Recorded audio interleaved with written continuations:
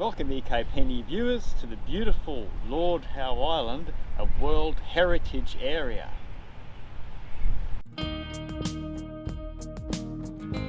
So in this video, I'm going to talk a bit about the environmental aspects of Lord Howe Island and what they've done to make it more sustainable and more environmentally friendly, running tourism here, having people living here and making the whole place just work a lot more better for the natural environment.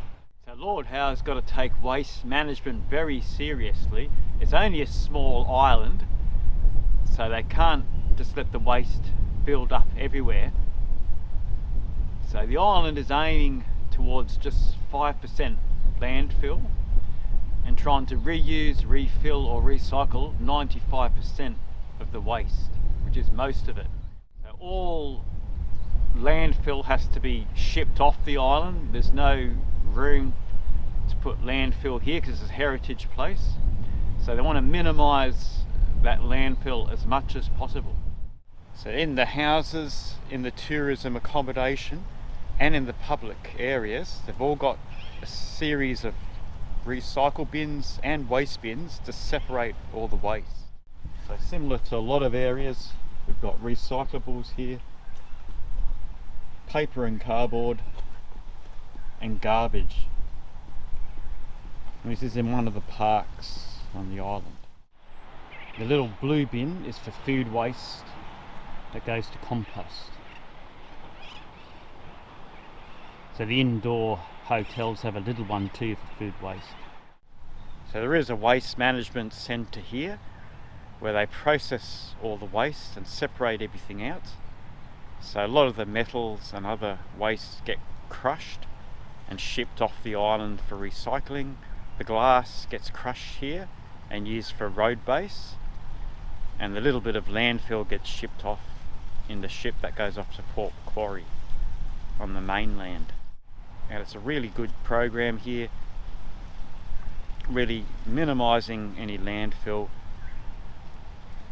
and making sure as much is reused and recycled as possible. This is beautiful Ned's Beach on the other side, the eastern side of the island. So beaches have got bins, so any plastic washed ashore can be collected and disposed of. A lot of people don't realise plastic that's discarded ends up in rivers, ends up in the oceans, washes up on nice beaches. So you've got to be very mindful of any waste that you generate. This is a great idea to collect the waste plastic off the beaches so it's away from wildlife. And of course it looks unsightly too. Beautiful morning today. So many beaches at Lord Howe. So pretty.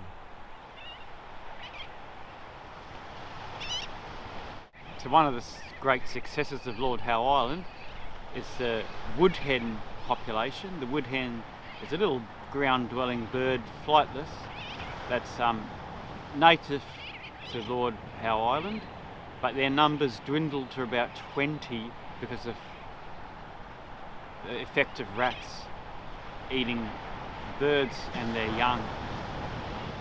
So rats were introduced when a ship was damaged and came ashore last century, and the rats just invaded the island, came off the ship and attacked all the wildlife.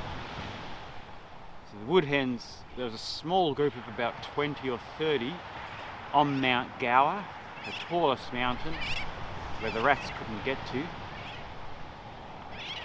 So what they did was did a captive breeding program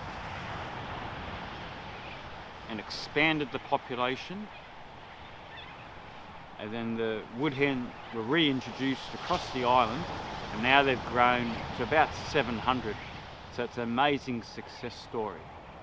And the wood hen population is monitored.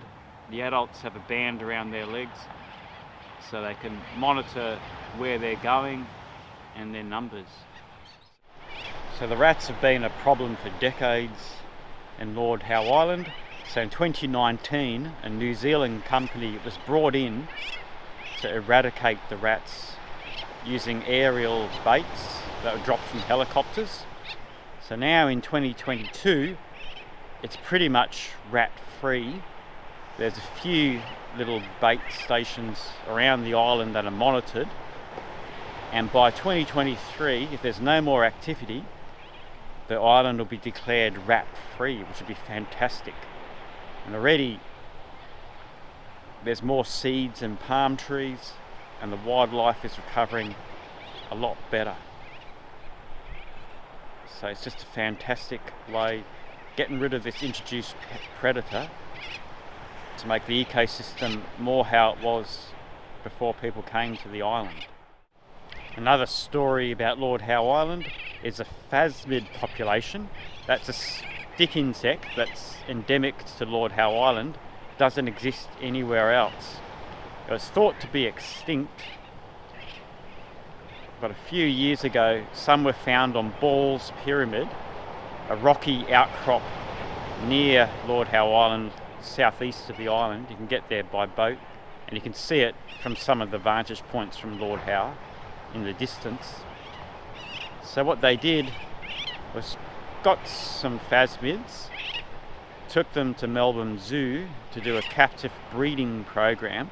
So they're currently breeding the phasmid insects up, and if the island's declared rat free, they'll reintroduce the stick insects to the island, hopefully expanding the population more. So the rats and humans were responsible for the destruction of the phasmids on the main island.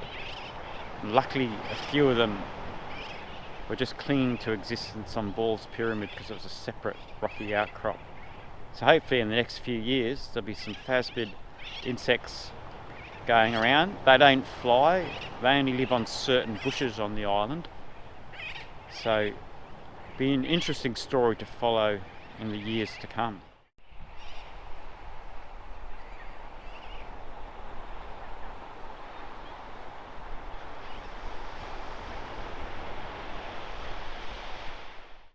Welcome to the Lord Howe Island power station. It's amazing. It's a recent government investment into a lot of solar panels.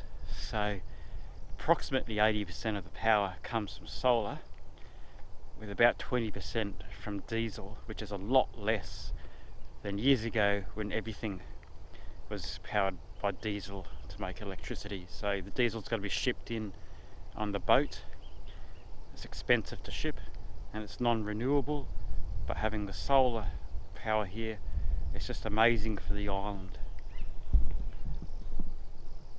Such a green way of generating electricity. So the diesel basically takes over when there's not that much sun, but because it's a beautiful island here, they do get a lot of sun.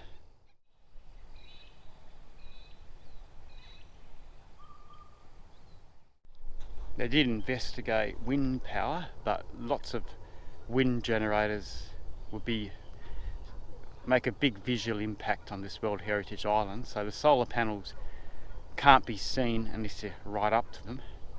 So there's less sort of visual impact of solar. So they voted to go with solar over wind.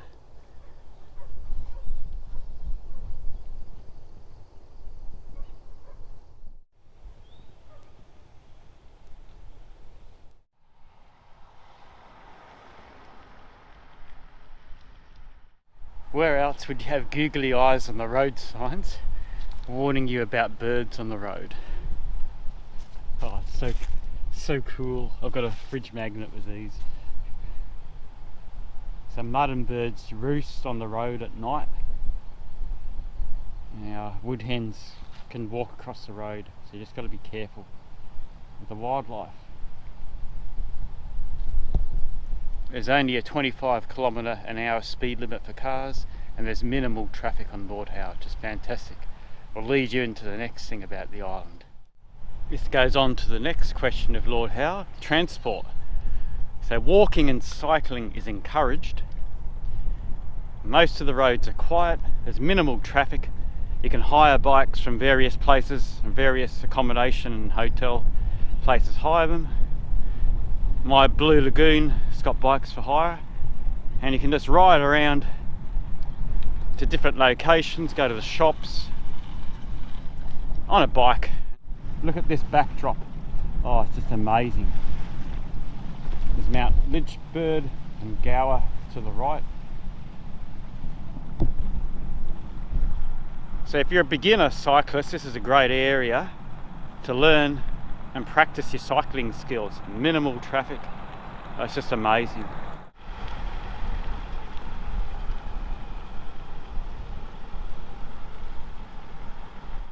So Lord Howe Island is an eco sports haven. You've got bike riding, walking, bushwalking / hiking, if you like to call it that.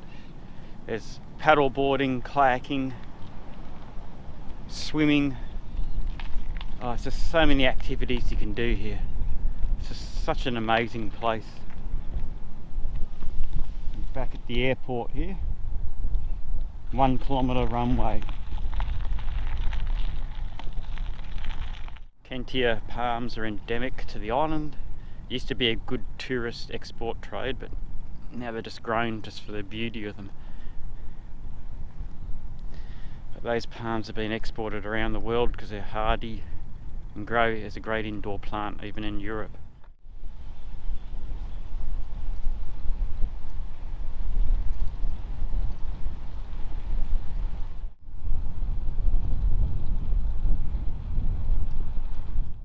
Another positive for the island is Blinky Beach near the airport. There's sand dunes here, so they put flags to stop birds nesting here because it's dangerous if the planes are coming in and out. You don't want birds nesting there because they can get killed or injured from the wash of the plane. So it's just a great simple thing, put flags there, try and stop them nesting there to make it a safer place for people and animals and wildlife. So Lord Howe Island's got a lot of bird life, a lot of seabirds visit the island, stay on the island. So if it's a bird lover's paradise, if you're into bird watching, birding, or just taking photos of birds or just enjoying them, another great reason to visit the island. If you're into golf, there's even a golf course on the island near the airport on the south side of the island. So a bit of something for everyone. Another thing with the island, they have rainwater tanks with some desalination, but most of the water comes from rainwater tanks, so have to preserve water and not waste it.